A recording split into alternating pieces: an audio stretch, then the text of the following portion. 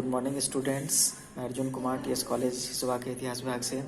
बच्चों, आज हम लोग मौर्यन इकोनॉमी, मौर्यकालीन अर्थव्यवस्था के बारे में बात करेंगे। बच्चों, हम लोग पिछले ऑनलाइन क्लासेस में प्राचीन भारत के अंतर्गत बहुत सारे टॉपिक्स पे चर्चा कर चुके हैं। साथ ही साथ मौर्य साम्राज्य के अनेक पहलुओं पर भी चर्चा कर चुके हैं।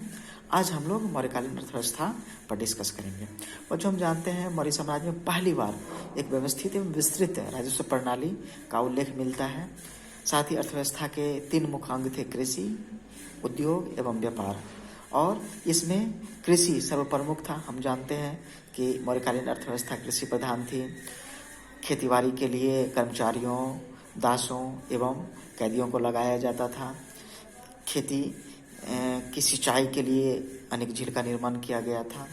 इन सारी बातों की जानकारी हमें कौटिल्य का अर्थशास्त्र, मेगास्थनीज के इंडिका एवं अशोक के अभिलेख के द्वारा हमें इसकी जानकारी प्राप्त होती है। मौर्य काल में भूमि 2 प्रकार की थी: राजकीय भूमि एवं निजी भूमि।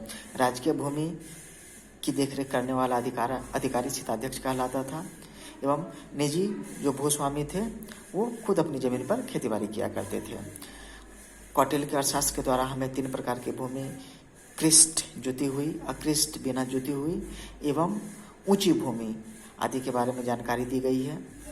अदेवमात्रिक वो भूमि थी जो बिना वर्षा के भी वहाँ पर अच्छी फसल हो जाती थी। और भूमि कर उपज का 1/6 भाग से 1/4 भाग तक वसूल किया जाता था।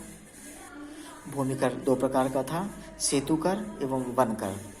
कृषि कार्य हेतु सिंचाई की व्यवस्था की गई थी। चंद्रगुप्त मौर्य के समय जो जूनागढ़ के उनके गवर्नर थे पुष्यगुप्त, उनके द्वारा सिंचाई हेतु सुदर्शन झील के निर्माण की जानकारी हमें मिलती है। और उसके आसपास के जो भी क्षेत्र थे वो इस झील से लाभान्वित होते थे। साथ ही हम ये भी देखते हैं कि यूनानी लेखक नियार्कस के द्वारा ये भी जानकारी दी गई है कि कुछ जातियों के द्वारा सामूहिक खेती की जाती थी और विभिन्न तरह के फसल उगाए जाते थे। सिंचाई कर उपज का 1/5 भाग से 1/3 भाग तक लिया जाता था। भूमि कर एवं सिंचाई कर दोनों मिलाकर 1/2 भाग तक भी लिया जाता था राज्य के द्वारा। भूस्वामी को छत्रक कहा जाता था एवं काश्तकार को उपवास कहा जाता था। कृषि पर लगान या कर जो है वो खेत की उर्वरा शक्ति पर निर्धारित की जाती थी। आइए अब आगे बढ़ते हुए उद्योग के बारे में चर्चा करते हैं।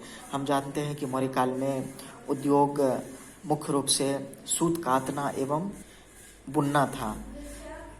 बढ़ईगिरी को भी उद्योग का दर्जा प्राप्त था। उद्योग करने वाली संस्थाओं को श्रेणी कहा जाता था एवं उसके प्रधान को महाश्रेष्ठी कहा जाता था। हम ये भी जानते हैं कि उत्पादित वस्तुओं के बिक्री के लिए जो अधिकारी नियुक्त किए गए थे उसे पन्याध्यक्ष कहा जाता था। अर्थशास्त्र के द्वारा हमें ये भी जानकारी दी गई है कि भारत के विभिन्न क्षेत्रों में जैसे काशी, वांग, पूंड्र, मालवा, तौसली, पाटलिपुत्रा आदि उद्योग के प्रमुख केंद्र थे। जैसे मालवा सूती वस्त्र के लिए, वंग मलमल के लिए, काशी सूती कपड़े के लिए, बंग सूती कपड़े के लिए बहुत ही प्रसिद्ध थे।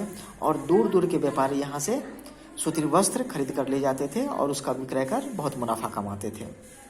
साथ ही हमें मौर्य साम्राज्य में अनेक प्रकार के मुद्राओं के प्रचलन के बारे में भी जानकारी मिलती है। हम जानते हैं कि मौर्य साम्राज्य में पन मुद्रा राजकीय मुद्रा थी। पन मुद्रा चांदी से बना होता था। यह चांदी के 3/4 तोले के बराबर एक मुद्रा होती थी। साथ ही अन्य प्रकार के मुद्रा जैसे कारसापन या पन, माशक, तांबे का, सुवर्ण सोने का एवं काकनी तांबा के छोटे प्रकार के सिक्के हुआ करते थे। सिक्के लक्षणाध्यक्ष नामक अधिकारी के द्वारा जारी किया जाता था एवं मुद्रा के परीक्षण करने वाले अधिकारी को रूपदर्शक कहा जाता था। सिक्कों पर भिन्न आकृतियां बनी होती थी जैसे मयूर, चंद्र, पर्वत आदि की आकृति इस पर बनी होती थी। मौर्यकालीन समय में व्यापार भी उन्नत अवस्था में था।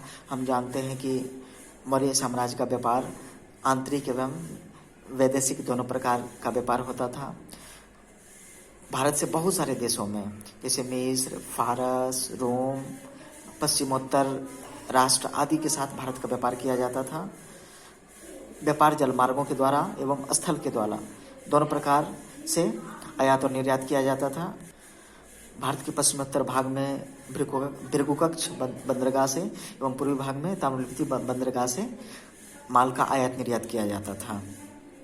व्यापार हेतु ताम्रलिप्ति, कौशाम्बी, तौसली, पाटलिपुत्रा, मालवा, काशी आदि प्रमुख केंद्र थे और इस तरह से भारत का व्यापार विभिन्न देशों के माध्यम से होता था। हम जानते हैं कि मिस्र को हमारे यहाँ से हाथी दांत, सीप, मोती, कछुआ, रंग, नील आदि निर्यात किया जाता था और इस तरह से भारत का व्यापार फल फूल रहा था। धन्यवाद।